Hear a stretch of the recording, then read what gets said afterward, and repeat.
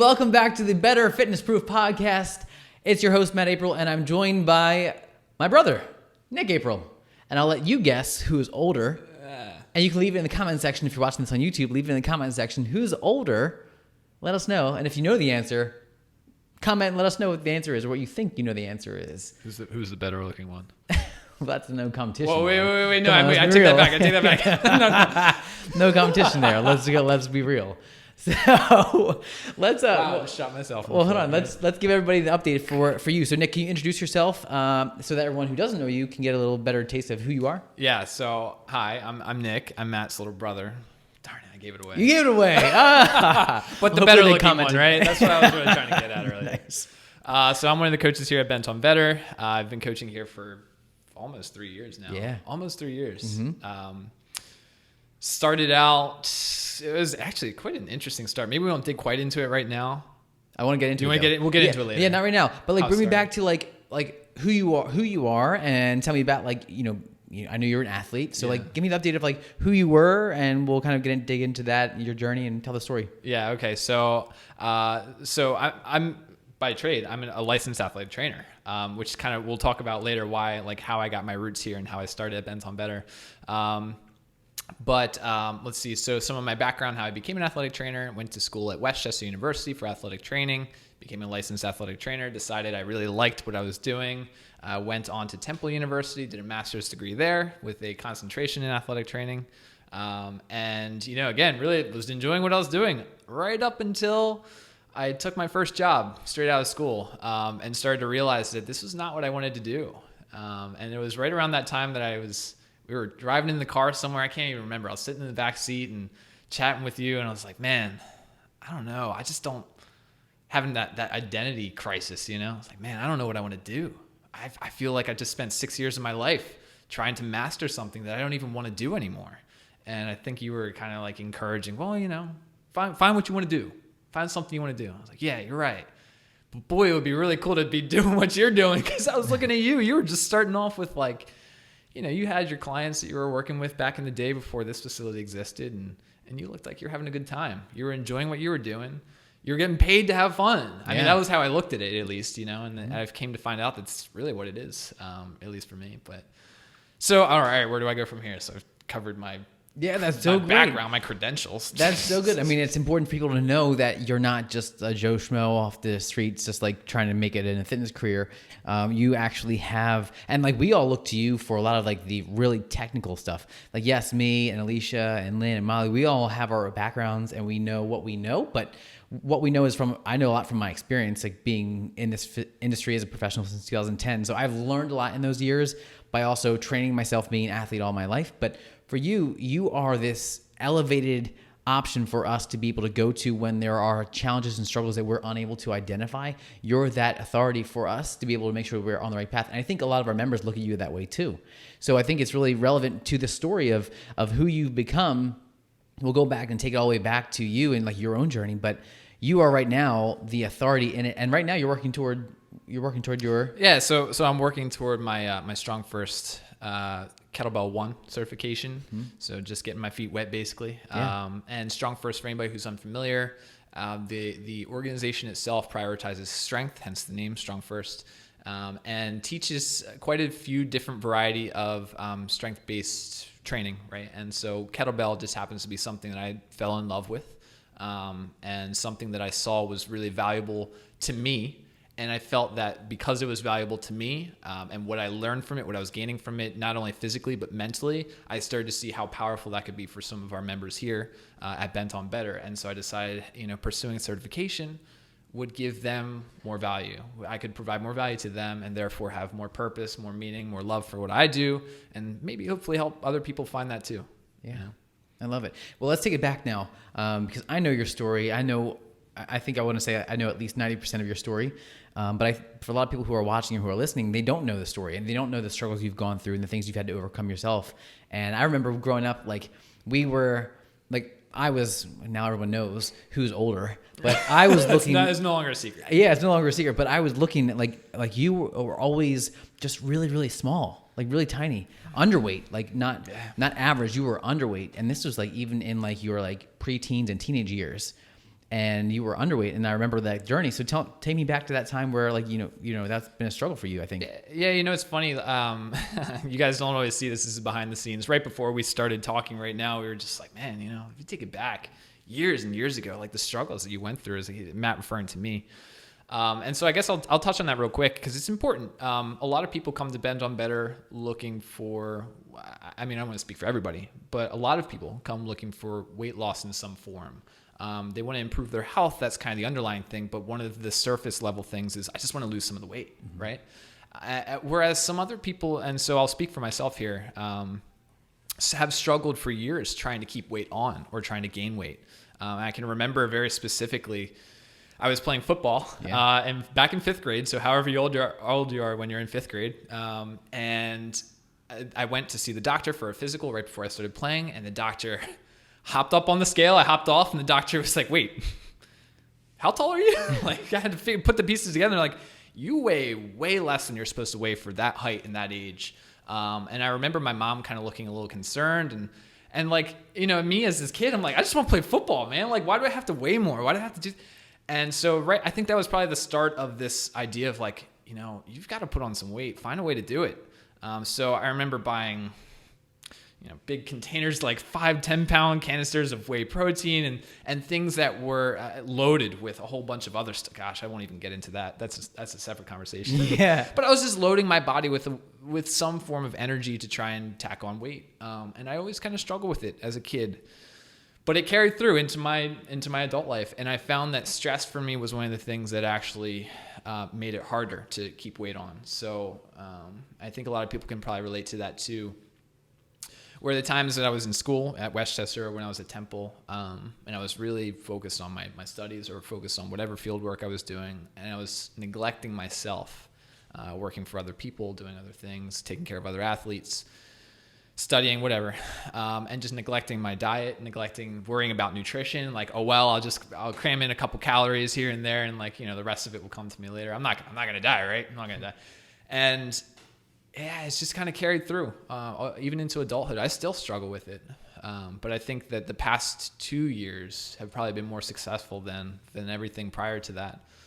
And just figuring out, because as I've come to find out, this fitness journey that we're all on, everybody's got their own, but you learn a lot about yourself. And if you're just going through the motions, lifting weights, running, whatever form of exercise you do, whatever form of physical exercise you do, if you're just going with the motions and just trying to get to the end of the workout, you're missing out on a lot of stuff. There's a big mental component that comes with it all, and a big, very deep personal development that you can get from some of this stuff. And I think that that's the stuff that's kind of helped me somehow break through the stress, right? Even though I have stressful times now in my life, I find it still a little bit easier now with a little bit more happiness and a little bit more understanding of myself to keep some of that on. So sorry to talk about that for gosh. Oh, dude, that was there were some serious like gems you just dropped that I hope people can get, because you said that this journey, if you're just going through the motions, you're never actually going to learn, never actually going to grow, never actually going to improve. But the fact that you're taking the time to recognize the journey and be in the moments of that journey, even though day in and day out, it's like consistent, right? You have your days where you train, you have your days where you're working on your kettlebell, specific movements that you need to be ready for, prepared for the Strong First certification that's coming up in a few months. But you are bringing so much light to where an area of fitness, of working out, wherever it is, that most people don't pay attention to. People just go through the motions because they're like, okay, I want to get to Z and I'm at A, so I'm just going to focus on Z and like just go. Yeah. And they don't look at where B is, where C is, where D is. They don't pay attention to the step-by-step parts because they're so focused on Z, they forget to look at all the other letters, because all the other letters have so many more meanings that they can bring to them. Yeah. So I dude, it was so good. I know you didn't even maybe meant to do it. I don't know, but that was so good. It was so good. So then bring me to where, so we've gone through high school. We struggled with weight. We've gone through college. We struggled through weight. And being an athlete all the way through, right? Right. You know, like right. As a running athlete, especially, I think I was, I mean, geez, you don't realize how many calories you burn when you're an athlete, or when you're just working out for more than a half hour or an hour or whatever. wow, it adds up at the higher level, right? So we weren't just like calling yourself an athlete and like just going for a jog here and there. Like we were both of us were sprinters. So we would sprint, but at practice we would spend the hour to an hour and a half of practice like doing multiple 100-meter, 200-meter sprints. For you, I know you're doing like the 400-meter sprints for a while because you were doing that, but like the sprint after sprint after sprint after sprint after sprint, and then the recovery time between each one, and like you're constantly going like this with your heart rate, and then after the workouts it's the tapering effect of what you just did. So like there are still calories being burned. So when we're talking about being an athlete and being active, it's one thing to do your workout no matter where you are, whether you're someone who's not in fitness and we're starting to work out, there's still gonna be that effect where if you're exerting yourself more than where you're comfortable, right? You have to be outside of your comfort zone. You're pushing past it. That's kind of what we do with practice. That's what we do with, I look at lifting now as just, I call them training sessions because I'm just practicing to improve my own movement, to improve my own strength, not working toward any sort of goal right now, other than right now the run for me, but not working toward any specific, like I need to be this much weight or I need to lift this much weight or I need to be able to do this. It's just, I want to consistently be able to stay strong for my kids, for my health, for my mental and physical health, for all those points. But so you've gone through your college. You've gone through, and then you went on to Temple for your master's. And even in that, I know that looking at you now and knowing you now versus then, you're in a way different place physically, mentally, and emotionally, I would say, like everything. Like you've grown so much, but I really do believe that fitness was the catalyst to continue to help that, even though you'd already been in fitness. Oh, big time. Yeah. And it's funny too, like I consider myself now a fitness professional. Is that the best? Totally. That is right? 100%. Best descriptor, right? Yes. Although, as an athletic trainer, for anybody, not to boast about athletic training as a profession or anything here, but athletic training we consider it a healthcare profession. So we're health professionals as athletic trainers, as licensed athletic trainers. I should always drop that because that's important. Even though the name is a little bit misleading, thinking I train athletes, that's actually not what I do. It's more about the healthcare, providing healthcare for athletes, and being able to be there with them day by day, emergency care, like a lot of stuff, and rehabilitative care, right? So there's a lot that goes into it, and not to be confused with any other professions, but one of the components that was probably overlooked with that background was my understanding of strength and conditioning. Which was funny because that kind of brings us right to when I got started here. And if we go back to that story, so if you were listening from the start, and hey, still listening now? Sorry, if you're still listening, we were talking about transitioning from a job that I was totally drained, burned out. In 3 months, I burned out, and totally had this almost, resentment for my profession. I almost hated that where I got to after 6 years.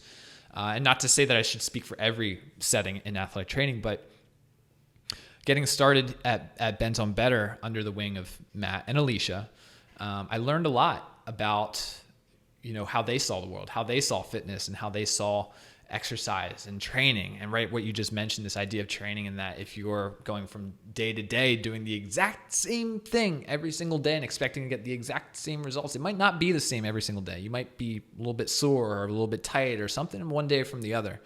And so I started to realize that there's more. You have to be much more in tune with your own body and not worry about everybody around you. Although community can be a big help, it can be a big, you can throw your arms around other people. They can't carry you the whole time. You've got to learn a lot about yourself in the process and be able to do some of these things by yourself. And that it's okay sometimes to take a step back from a training session or from a certain lift or whatever, because you're working on yourself. You're learning mentally, right? You're taking in all that information every day.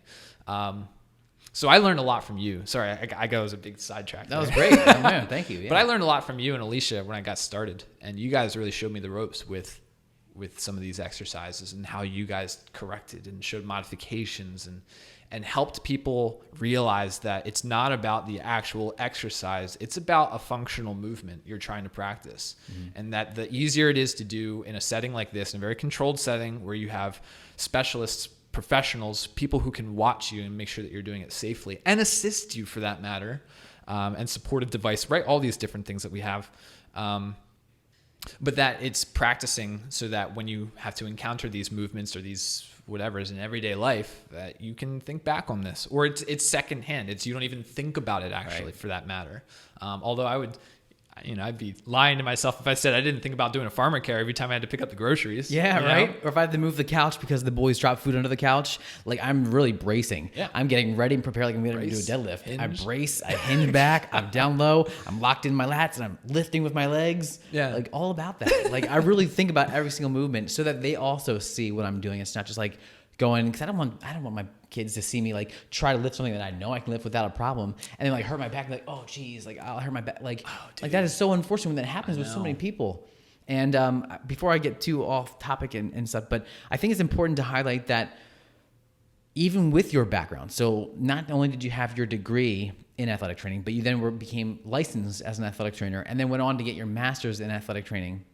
Like all these credentials that led to your knowledge, this vast knowledge that, again, like I said earlier, we tap into frequently because you are a plethora of knowledge that we as personal trainers and coaches and fitness coaches, sometimes there's a little bit of a disconnect in that we know how to apply specific movements to have specific outcomes, but you understand what muscle recruitments are being used and what happens if certain things are like you have more of a technical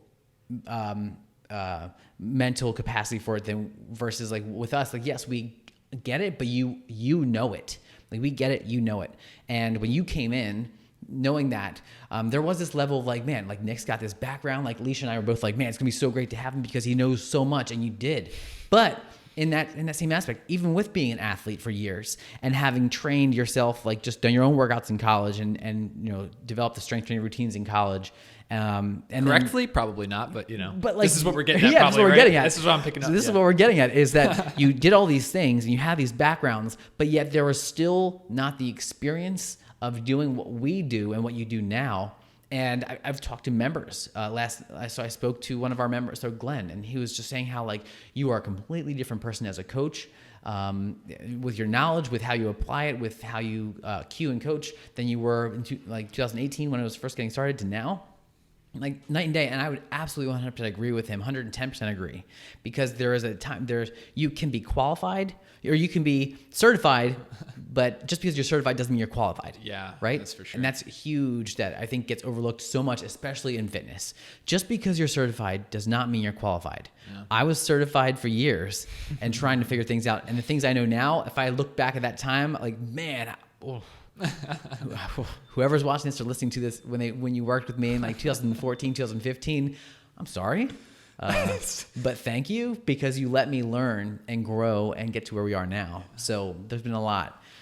So I want you to let me tell everybody and tell me now, like bring it to current day. So you're now, I mean, dude, I think you're in like the best shape you've ever been in your life. Thank you. Like really, I've complimented you a few times, and I can say it because you're my brother, but like you look really good, and like Thanks, man. your build and your stature and your muscle definition, everything, you've always had that like going for you. You've always been very lean, like naturally because of this struggle to gain weight. But you are now, like I would say, like more filled out and like just healthy and solid. Like just I'm really appreciating your physical physique here, man. Like it's great. You're doing great. You're doing so great. So, but tell me, like, what was it like for these past couple of years of like developing yourself in that way? Well, so I took a lot of advice from you because you helped guide me on my nutrition for a bit of time, and there's probably a lot that I just felt unfamiliar with. And it was a lot of trial and error. You can read and read about, and you can watch videos, blogs. You should try this. Bro, are you watching? Like, right. And that wasn't meant to be disrespectful in any way to anybody, but there are a lot of sources out there feeding you whatever they want to feed you with whatever agenda they might have or might not have, whatever. But I think at the end of the day, there's a lot. It comes down to trial and error, and you're going to have to learn. You can follow very good guidelines. Don't get me wrong. It's not like you're just throwing spaghetti at the wall. But I can remember things that I tried that I didn't like, although they worked well. I hated them. What I was trying to force myself to do. For instance, I know that you do really well with food measurements. You use a scale. Yeah. I know you also recommend this to a lot of people. Yeah. And I'm not trying to bash that, but for me, that never worked for me. It was really hard to do because I couldn't commit to it. And I felt stress, and I felt the things that crept on that actually made it worse. They were actually worsening whatever I was trying to do. But other things have helped. I've had, consistent meals, consistent things in the beginning of the day or in the middle of the day or something, whatever. I figured it out along the way. Although I'm still figuring it out all the time, but certainly a lot further along. The initial question, if I just backtrack here, we were talking about getting through the hump of like filling out, getting So like, what have you been doing recently? Like, what is working for you now? Let's cover what didn't work. So the scale and measuring didn't work well for you because it wasn't something that you could develop a consistency around. Yeah, for whatever that might have been for you. Yeah, the logging, I really disliked the food log. Although that was one of the things that helped me. It's funny, it actually did a really good job helping me associate what I was eating, like the different calorie counts, the different macronutrient counts and such. If you have no idea what I'm talking about, macronutrients, fats, carbohydrates, proteins, make sure you eat all of them, right? They're all relevant to your diet. Yeah. So I started to associate certain meals with certain counts, and I started to find out that I was lacking a lot of calories, lacking a lot of really good nutrients from some of my meals that I thought I was getting the most out of because I was full, I was satiated, or whatever it was. And then so once I started to realize that and started to figure out how I felt compared to what I was putting in my body, and how I was fueling my body, I just started to weed out the things that weren't making sense. I don't know. I'm trying to think of specific examples. You asked for specific examples. I'm trying to think of them. Like, I don't know. Maybe we can come back to that. Yeah. Was whey recently? Like whey protein? Well, whey was a couple years. So I should clarify. So my lifestyle now, I eat a 100% plant-based diet.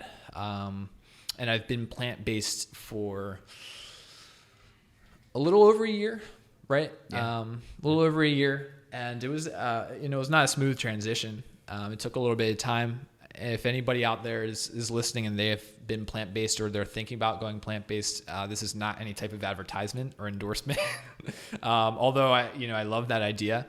But you took, if I can interrupt you took it in a gradual sense, right? Yeah, I did. Like this was the past like 2.5 years probably for you. If you really traced it back. Yeah. Like you started off, you just cutting out some meat. And then it was like, okay, try to be more aware of those things and those meats and whatnot. So yeah, you didn't do that. And then it kind of progressed into like, okay, I'm not doing animal products, but I will have, whatever that exceptions may be. Well, so I started to, essentially what happened and why you said like 2 years, although I've just said I was plant-based for like a year, is that I was transitioning. And just like everything, you kind of like, if you go cold turkey, it doesn't always work. Some people it works. Mm-hmm. But what I was doing essentially was pulling out certain types of meat and only eating, for instance, fish and maybe a little bit of chicken here and there at home. But no beef, no other pork, anything like that at home. And then occasionally when I would eat out, I would eat a burger, like a beef burger. And that was almost more of I don't want to call it a reward, but it was like an indulgence. Yes, yeah. An indulgence is probably a better term for it. Yeah. And then slowly but surely weeded that out so that I was only, if I was, instead of eating the fish and like the chicken at home and then maybe the beef outside, it was no animal products at home, but maybe I would eat a chicken or like fish or something when I went out to eat. And then eventually it led to completely weeding out the animals themselves, the meat, and still consuming a little bit of dairy here and there, like ice cream, cheese, some of the foods that I really, and still like obviously love, but I don't eat anymore. I don't consume anymore.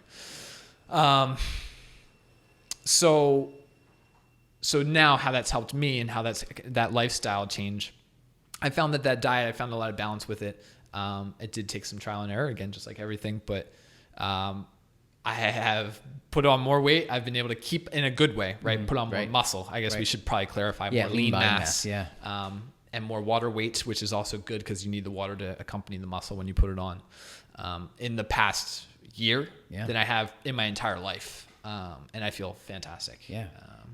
Like I said, you look great. And it's important to say that because even for me, so I'm not plant-based. However, I have a plant-rich diet. And I live more of a gluten-free and dairy-free diet because I found that even though I love dairy, like ice cream was a staple in our house, and it still is, but we go with the coconut milk route or cashew milk route, or oat milk for that matter. But we are, our house is not that. Our kids drink dairy on a regular basis, like multiple cups of milk a day. Like even though people in our life, in our house follow that, like Lynn still eats and drinks regularly, I found that affected me in a different way. I was super gassy. I was very bloated. I never understood why. I just thought it was like my body. And then I cut them out and I tested it out. And this was over time. This was over a few months of figuring things out, going the slow route and really taking my time with it. I found out that gluten and dairy were affecting me in that way. So I cut them out, and sure, those first few weeks and months of figuring it out were rough. And then those following ones of understanding that I was no longer going to have those. I instead of saying I can't have these things, or I can't have these things because of whatever, I just say, I choose not to because I don't want to feel that way. I love that. Yeah. And that's how we have to frame everything, I think.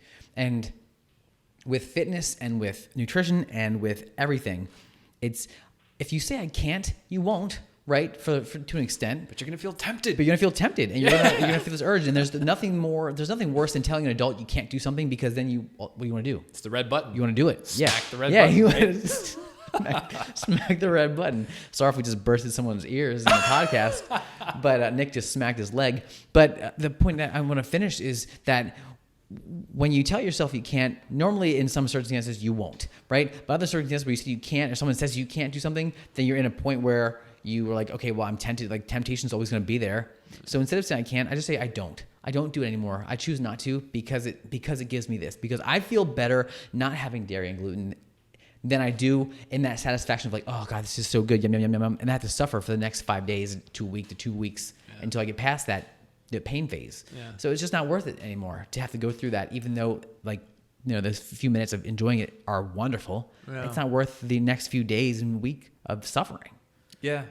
I want to take can we backtrack just a little bit? I think so. How are we doing on time? She's going to tell us. Okay.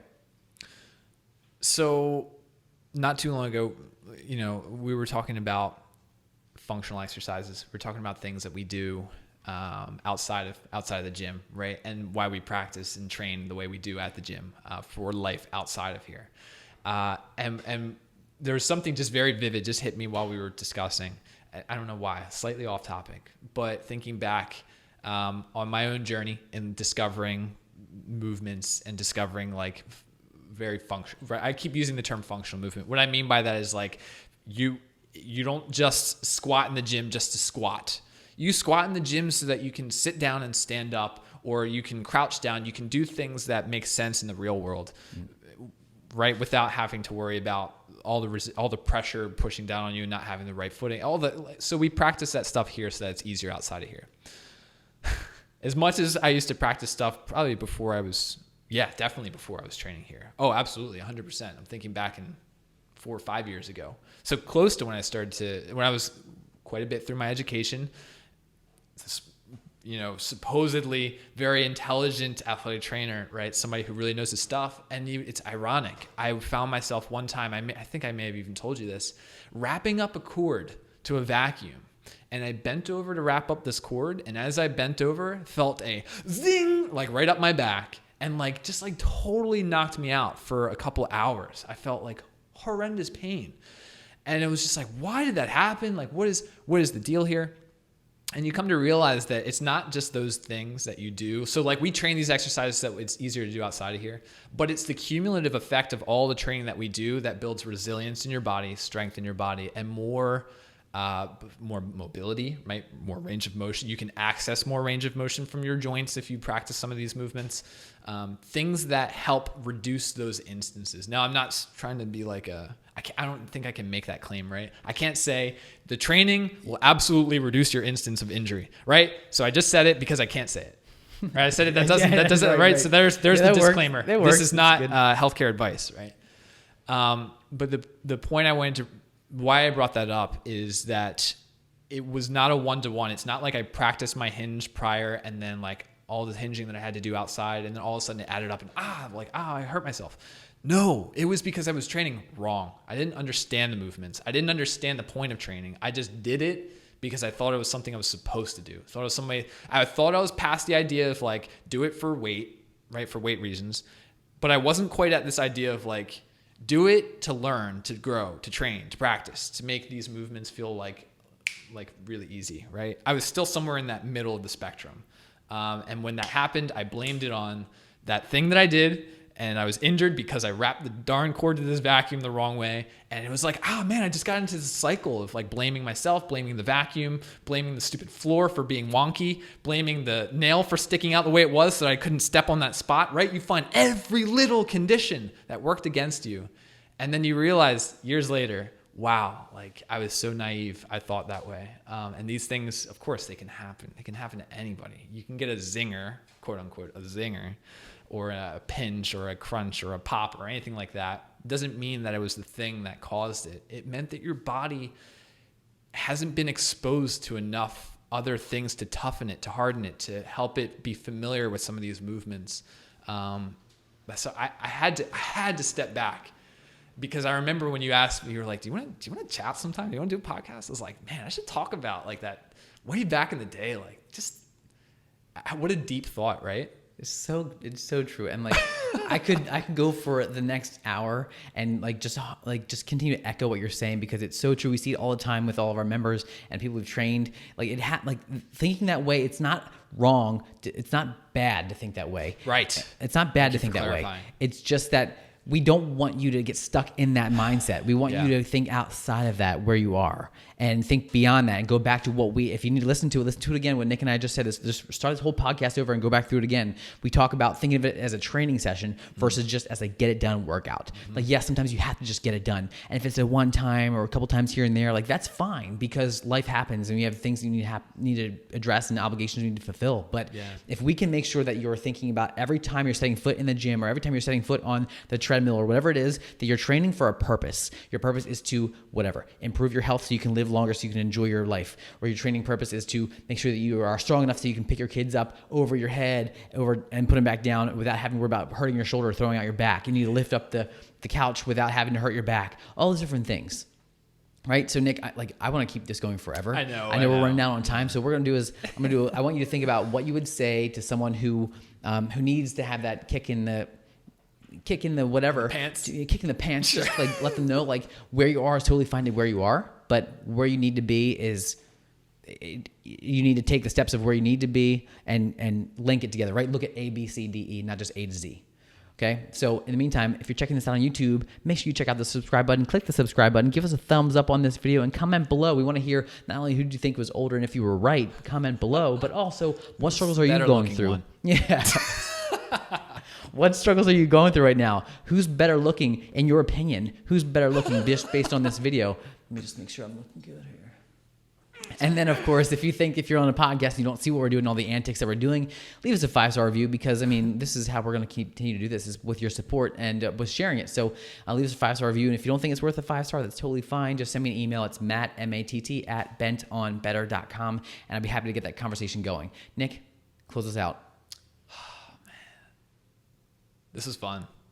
Like it. Thank you. Seriously, thank you. This was fun. I was really thinking we would just focus on like our members, but it was cool to do that as a coach. I'll leave everybody with one little pearl. I know it may not seem relevant. And this is going to sound really cheesy. Maybe you guys will get a little taste for who I am if you don't know me. One thing that you can do right now, seriously, right now, is just tell yourself you love yourself and tell somebody else you love them. And when you do that, you're going to feel so much more liberated to do the things that you actually want to do, whatever that may be. Nice. That was so good. That was great. Awesome. Thanks so much for hanging out with us. We'll see you again next time. Bye.